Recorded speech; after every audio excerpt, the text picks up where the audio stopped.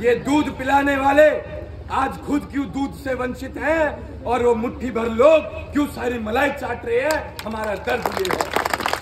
मैं अपने समाज के लिए, अपने आने वाली पीढ़ियों के लिए ये संघर्ष, ये बलिदान, ये मेहनत समर्पित और कुर्बान करके जाता हूँ।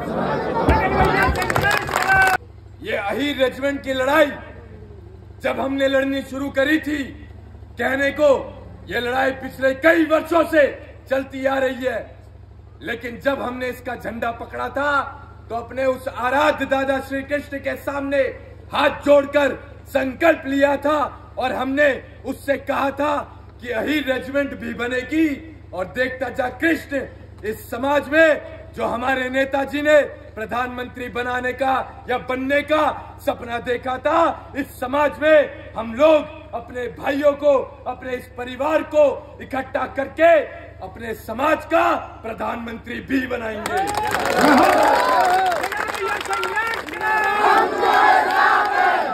हमारी अगर लड़ाई सिर्फ अहीर रेजिमेंट तक सीमित होती तो हम सिर्फ हर रविवार को घर से बाहर निकलते, लेकिन आज की तारीख में हम 365 दिन 24 घंटे इस समाज के बीच रहते हैं, क्योंकि हमारे अंदर जो ठीस है वो ये है कि हमारे नेताजी प्रधानमंत्री नहीं बन पाए तो इस समाज से हमें किसी न किसी को प्रधानमंत्री बनाना है। और जब हमारा प्रधानमंत्री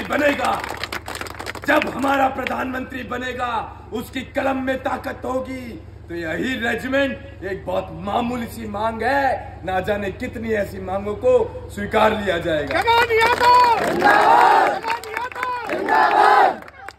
और ये गगन ऊपर वाले का आशीर्वाद लेकर अपने घर से निकला है और आप लोगों को भरोसा दिला के जाता है। मेरे बाप ने एक ही बात बताई थी और बचपन से बताता आ रहा है कि गगन, जुबान से निकली बात, बंदूक से निकली गोली, शरीर से निकली आत्मा एक बार निकल गई तो वापस नहीं आती। तो अपने लोगों के बीच में वही बात बोलना जो कर पाए।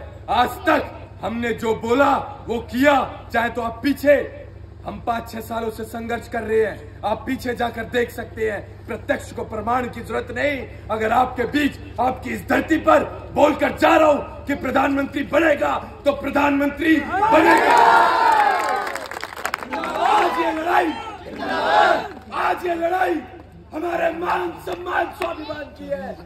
अगर किसी व्यक्ति के लिए मान सम्मान स्वाभिमान से ऊपर कुछ है तो मेरी नजरों में उसका जीवन भी एक कुत्ते के समान है, क्योंकि 2 वक्त की रोटी कुत्ते को भी मिल जाती है। इंसान को चाहिए इज्जत की रोटी, और इज्जत की रोटी कमानी पड़ती है, उसके लिए चीखना पड़ता है, दहाड़ना पड़ता है, रोना पड़ता है, पसीना बहाना पड़ता है, खून बहाना पड़ता है, तब जाकर वो इज्जत की रोटी मिलती है। गगन भैया संघर्ष करो, हम तुम्हारे साथ हैं। गगन भैया संघर्ष करो, हम तुम्हारे साथ हैं। इसका भी उदाहरण है, एक बेरोजगार जब कमाने की उम्र में घर बैठा रहता है तो उसे जो थाली परोसी जाती है उस थाली के साथ उसे गाली भी परोसी जाती है। अगर आपको गालियों से बचना है और तालियां सुननी है तो आप लोगों को उस बेरोजगार की तरह अपना घर छोड़ना होगा, संघर्ष करना होगा, कमाना होगा। और यहाँ पर है हमारी कमाई, इस समाज का मान सम्मान स्वाभिमान। इस कमाई के लिए अगर आपको अपनी जेब भी हल्की करनी पड़ जाए तो घबराना मत, ये समाज बहुत कुछ लौटा कर जाएगा। हम तुम्हारे साथ हैं। आखिरी बात जाते जाते, जिसने भी दिया एक कतरा भी साथ हमारा, जिंदगी रही तो समंदर लौटाएंगे।